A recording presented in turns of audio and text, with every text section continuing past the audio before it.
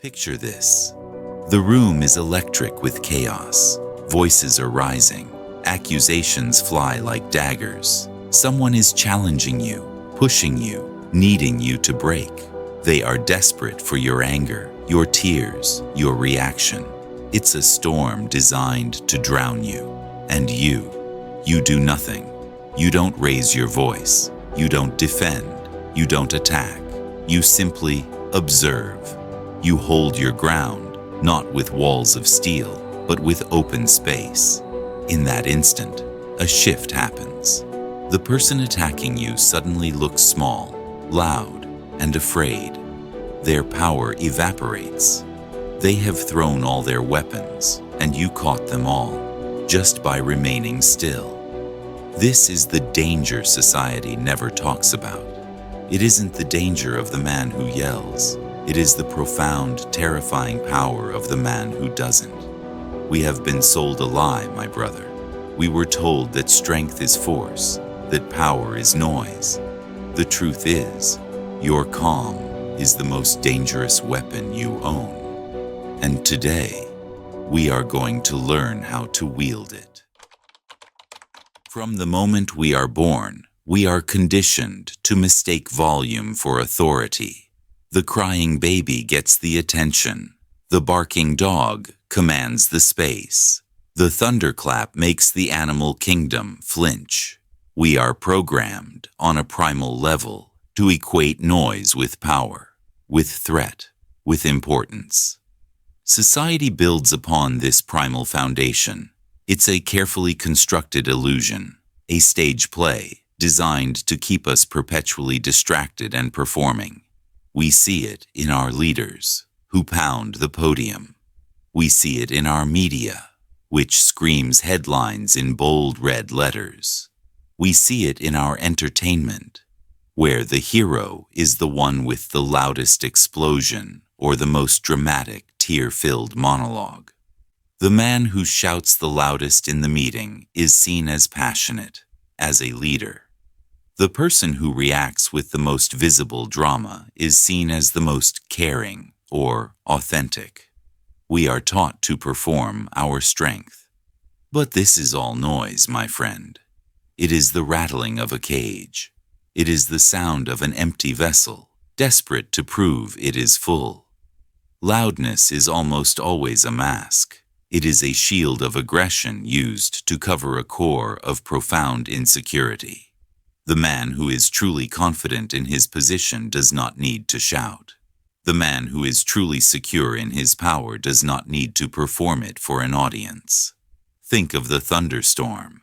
It is violent, it is loud, it is terrifying.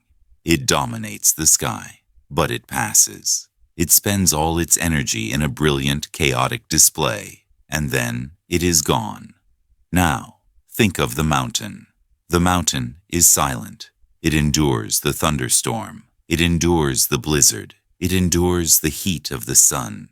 It does not react. It does not spend its energy. It simply is. And long after the storm has faded to a distant memory, the mountain remains. The illusion of the loud is a trap.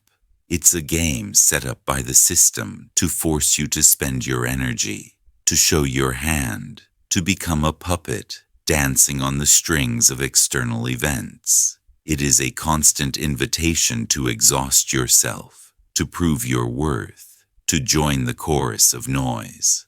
But what happens when one of the puppets sees the strings? What happens when one man refuses to join the play, refuses to raise his voice, and instead chooses the power of the mountain?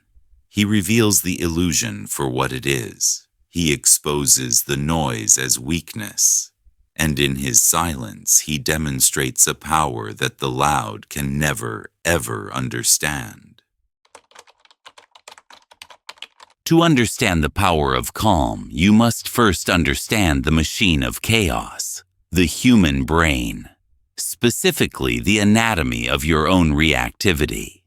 For most people, the mind is a prisoner of its own wiring. When you are insulted, when you are cut off in traffic, when you receive that unexpected text. a primal alarm bell rings. This is your amygdala, the small almond-shaped part of your brain that serves as your threat detector. In less than a second, it hijacks your rational thought. It screams, danger. Before your prefrontal cortex, the seat of reason, logic, and self-control, can even process what's happening, the hijack is complete. A flood of cortisol and adrenaline pours into your system. Your heart rate quickens, your muscles tense, your vision narrows. You are no longer a modern thinking man. You are a biological reaction, a cornered animal, preparing for a fight or flight response that never actually comes. Modern life is built on this hijack. It is engineered to keep your amygdala constantly firing. The endless scroll on your phone, the notifications, the manufactured outrage, the 24-hour news cycle. These are not just distractions. They are a form of neurological warfare. They function on what psychologists call a dopamine uncertainty loop. You get a small, unpredictable hit of dopamine, the reward chemical, from the drama. A like, a controversial comment, a shocking piece of news. We become addicted to the cycle, to the small neurological shocks of being alive, even if the feeling is one of anxiety or anger. We are addicted to the reaction itself. The calm man is the man who has broken this cycle. This is not because he is unfeeling or repressed. This is a crucial distinction. He is not suppressing his emotion. Suppression is weakness. It is holding a beach ball underwater. Eventually, it will explode to the surface with even greater force. No, the calm man is not suppressing. He is observing. He has, through deliberate practice, built a space between the stimulus and his response. He has cultivated a state of interoception, a high-level awareness of his own internal state. When the insult comes, he feels the spark of anger. He feels the amygdala try to pull the alarm. He feels the cortisol begin to rise. But because he is observing it, he is not consumed by it. He is not identified with it. He sees the emotion rise, like a cloud in the sky, and he lets it pass. He has kept his prefrontal cortex in command. He has starved the dopamine monster of its cheap rewards. He has rewired his own mind to find peace not in the hit of the reaction, but in the profound, expansive clarity of observation. The reactive mind, the mind of the puppet, asks, "What must I do about this? How must I react?" The still mind, the mind of the awakened man, asks a different question. What is actually happening here? Why is this person saying this? What is the truth of this moment? And the difference between those two questions, my friend, is the difference between bondage and freedom. Let's be very clear about this word, dangerous. We are not talking about the danger of a predator, of a man who seeks to cause physical harm. That is the danger of the uncontrolled man, the reactive man, enslaved by his impulses. We are talking about a deeper, more philosophical danger. The calm man is dangerous to the system. What is the system? The system is the unspoken social contract of emotional codependency. It's the invisible matrix of rules that governs human interaction. This matrix relies on one fundamental principle: predictable reaction. The system functions because people are like billiard balls. You hit one, and it predictably hits another.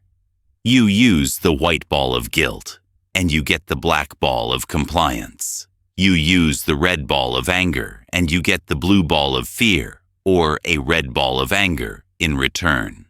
The manipulator, the emotional vampire, the corporate negotiator, the politician, the mob, they are all masters of this game. Their entire power base is built on their ability to predict and control your emotional response. And then they encounter you, the calm man. They strike you with the white ball of guilt. And you don't move. You absorb the impact. You simply look at them and ask, why did you do that? They hit you with the red ball of anger. And you don't flinch. You don't raise your voice. You remain still, observing their rage as a phenomenon, like a scientist observing a storm in a jar. You have broken the game. You are the billiard ball that, when struck, simply stays put. You have exposed their tools as useless. This is the source of the danger. You are dangerous to the manipulator whose only tool is emotional blackmail, because your validation comes from within. You are dangerous to the corporation that relies on your impulsive desires because you think before you buy. You are dangerous to the outrage mob that demands your shared fury because you demand evidence before you condemn. You are dangerous to the toxic partner who uses chaos and drama as a tool for control because you refuse to play. He is dangerous because he is uncontrollable. He is dangerous because he is unpredictable. In a system that relies entirely on emotional levers, a man with no levers becomes an unsolvable problem. He becomes a ghost in the machine, a variable that breaks the entire equation. He is unplugged from the matrix of reactivity. And to the agents of that matrix, the ones who need your reaction to feed themselves, this man is the most terrifying thing they have ever seen. As you walk this path, my friend, as you begin to cultivate this stillness, you will notice changes. But more importantly, others will notice them too, and it will make them uneasy. These are the signs that you are becoming the man they cannot read. The first and most powerful sign is your comfort with silence. Our world is terrified of silence. It is an emptiness that people rush to fill with meaningless chatter, with nervous laughter, with the distraction of a screen. You, however, begin to use silence. You use it as a tool. In a conversation, you no longer feel the need to fill every pause. You let the other person talk and you truly listen, not just waiting for your turn to speak, but listening to what is underneath their words. This silence is a void, and it makes people profoundly uncomfortable. They rush to fill it. And in their rush to fill the vacuum you have created, they reveal everything. They reveal their motives, their fears, their true intentions. They will talk themselves out of their own arguments. In a negotiation, the man who is most comfortable with silence is the man who holds all the power. The second sign is that you stop seeking validation. This is the great decoupling. You no longer post your wins, your thoughts, your relationships, or your life for the approval of the digital crowd. Your work becomes its own reward. Your joy becomes a private internal state. Your principles become your inner scorecard. This confuses people on a fundamental level. Most people live on a constant diet of external approval. Their self-worth is a stock price that rises and falls with the likes and comments of others. You are a man who has taken his stock off the market. You are no longer for sale. This makes you incorruptible, which is another form of danger to a world that runs on bribery and social pressure. The third sign is that you become the observer. This is a profound spiritual and psychological shift. You stop being the main actor in the drama of your life, and you become the witness of it. You are no longer identified with your thoughts and emotions. You are the awareness behind them. When anger rises, you see it and say, "Ah, anger is here." You are no longer an angry man. You are a man who is observing the feeling of anger. This separation, this ego death, is the source of all clarity. It allows you to see the game while it is being played. You see the patterns. You see the need behind the arrogance. You see the fear behind the anger. The final sign is an economy of motion and speech. As your mind becomes still, so does your body. You stop fidgeting. You stop using expansive, nervous gestures. You stop wasting energy. Your actions become deliberate. Your words become fewer, but more precise.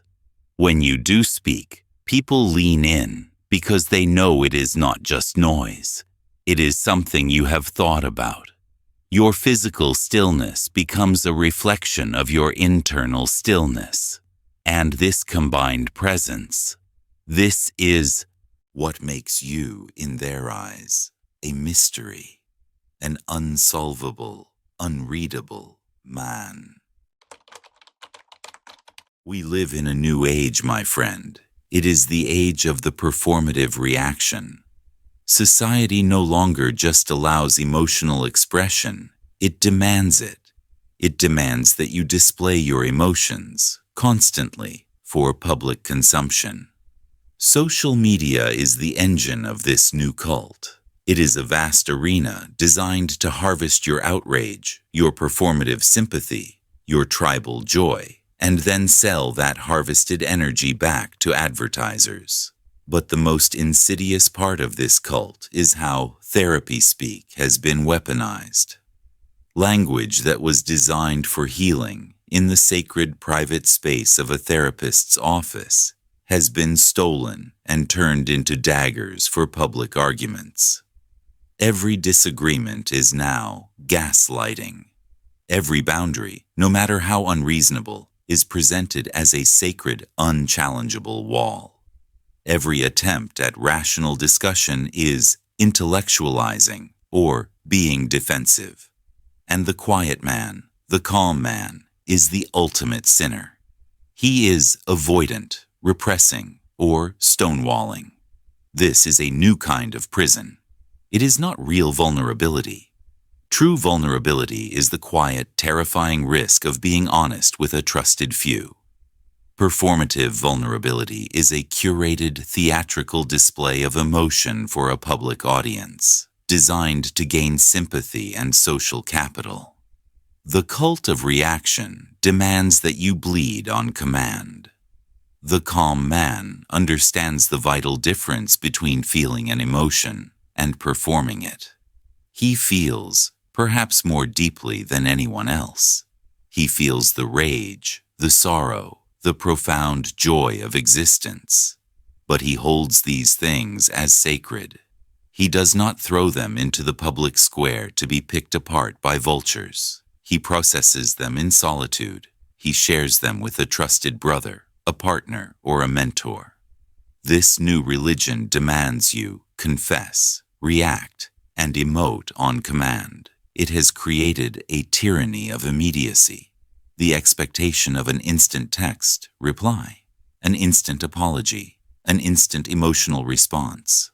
The calm man is the ultimate heretic. He refuses to confess. He refuses to perform. And most radically of all, he operates on his own timeline. He takes a pause. He takes a day to think before responding to the accusatory email. He takes a breath before answering the loaded question. In a world that demands your instant reaction, this simple act of pausing is the ultimate act of rebellion. There will be a day, my friend, when the storm comes for you. It is inevitable. It may be a personal crisis, a relationship ending in fire, a career imploding overnight, a false accusation, a moment of intense high-stakes confrontation where everything is on the line. The world will bring all its chaos to your doorstep, and it will expect you to break. It will demand it. Everyone around you will be screaming. They will be panicking, pointing fingers, lost in the fog of their own amygdala, hijack. Their nervous systems will be on fire, and they will desperately want yours to burn as well. Misery does not just love company, it demands it.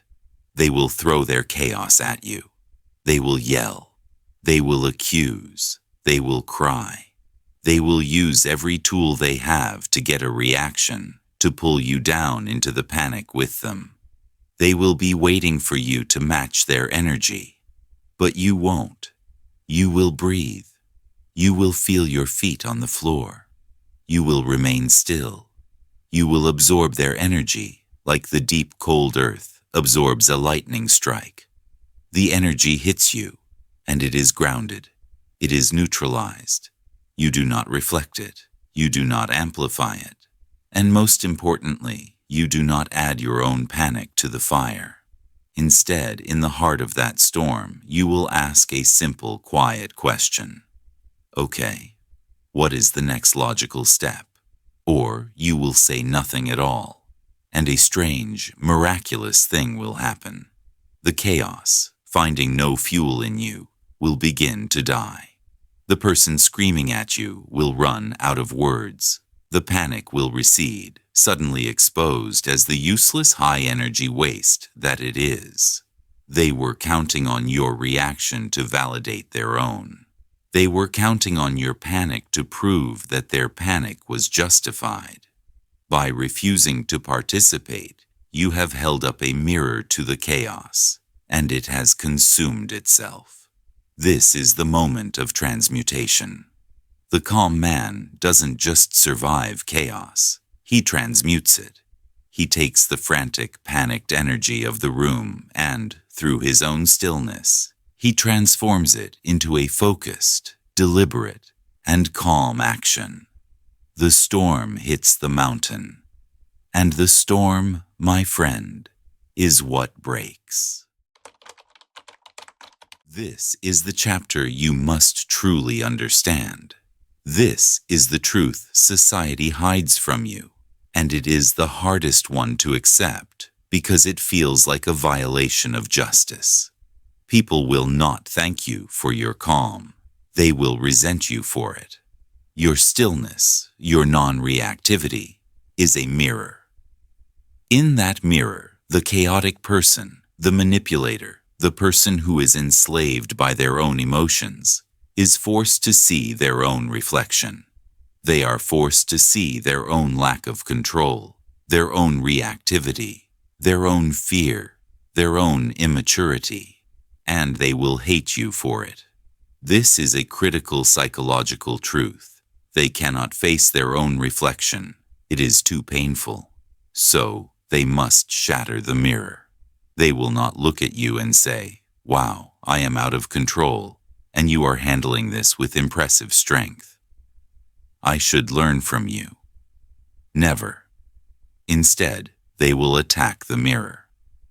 They will attack you. They will not say, "I am failing to manipulate you." They will say, "You are cold, you are a robot, you're unfeeling." They will not say, "I am trying to provoke you and failing." They will say, "You are arrogant, you think you're better than me." They will not say, "My chaos is not working on you." They will say, "You are avoidant, you're stonewalling, you're repressing your emotions, you are psychologically broken." Do you see the pattern? These are all weapons. They are labels designed to do one thing and one thing only: to break your peace, to inflict a wound, to force you back down into the mud with them, to make you react. Because, my friend, if you do react, if you finally break, if you finally yell, if you finally defend yourself, you give them the ultimate victory. They will smile, a cruel small smile, and say, "See, I knew it. He's not so calm after all. He's just as broken as I am." Your reaction validates their worldview. It justifies their own chaos. It makes them feel comfortable again. This is the great test. The world will constantly test your calm.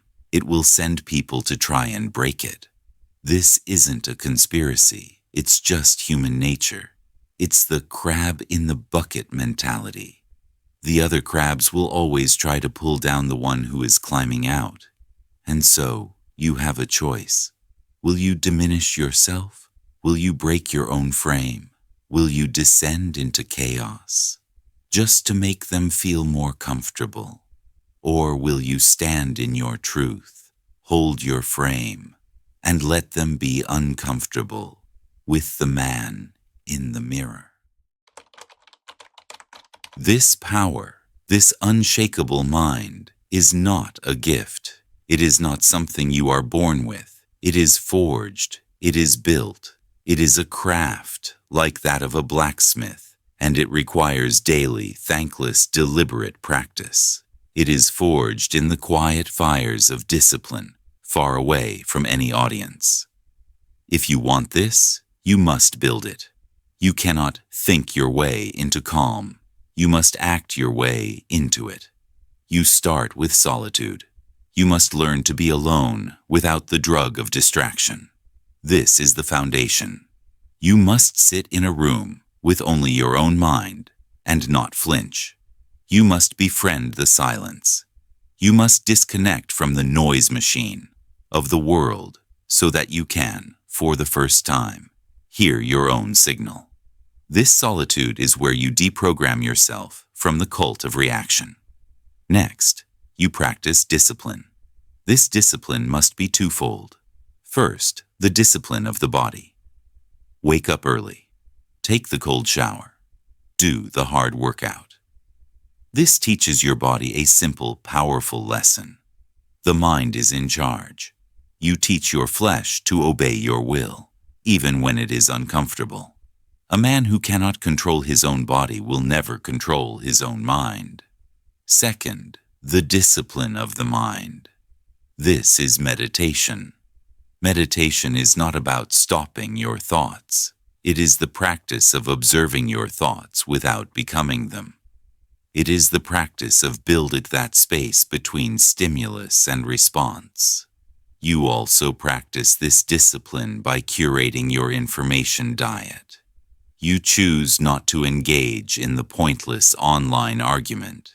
You choose to read a book of philosophy, the Stoics, the Taoists, instead of scrolling the outrage feed. And finally, you practice presence. This is the master skill. In any moment, you can anchor yourself to the now. You can feel the chair you are sitting in. You can feel your feet on the floor. You can focus on the simple physical sensation of your breath, in and out. This breath is your anchor. In a chaotic meeting, in a heated argument, you return to the anchor. You are in the storm, but you are anchored to the ocean floor. When you are fully present, the anxieties of the past and the fears of the future lose their grip. You see the world as it is, not as your emotions are painting it. There is one last piece, my friend, a purpose. A man who is calm is a man who knows his why. He has a mission.